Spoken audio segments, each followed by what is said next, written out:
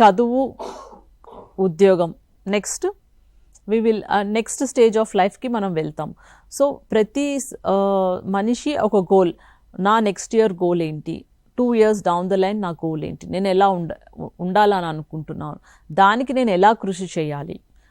Okay, ఇప్పుడు exams ఉన్నాయి, ఒక టార్గెట్ పెట్టుకుంటాం, లేదంటే ఒక ఇంటర్వ్యూ ఉంది, బట్ దానికి బ్యాక్ ఎండ్లో నా ప్రిపరేషన్ ఏంటి అంటే ఒక గోల్ ఉండడం వల్ల అసలు ఇప్పుడు కరెంట్గా నా లైఫ్లో ఏం జరుగుతుంది, అసలు నేను దాని గురించి ఎంత మాత్రం ప్రయత్నిస్తున్నాను, అది నాకు ఎంత ఇంపార్టెంట్.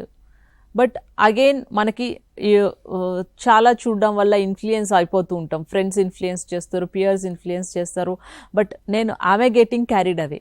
ఆ గోల్ని మనం పెట్టుకుని దాని గురించి బ్యాక్ డేటెడ్గా మనం వర్క్ చేయడము, లేదంటే డే టు డే ఇంప్రూవ్మెంట్ ఎలా ఉంది అనే దాని మీద మనం ఎవ్రీడే వర్క్ చేయాలండి.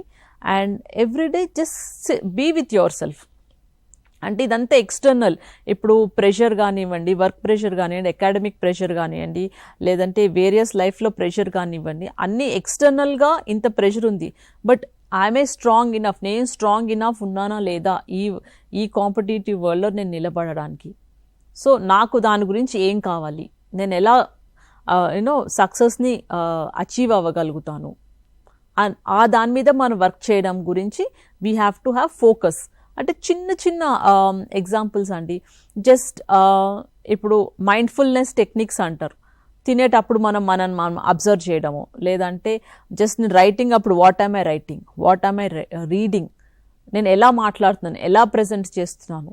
సో ఆ మైండ్ఫుల్నెస్ యాక్టివిటీస్ అనేది ఒకటి మనం చేయొచ్చు. And positive self talk,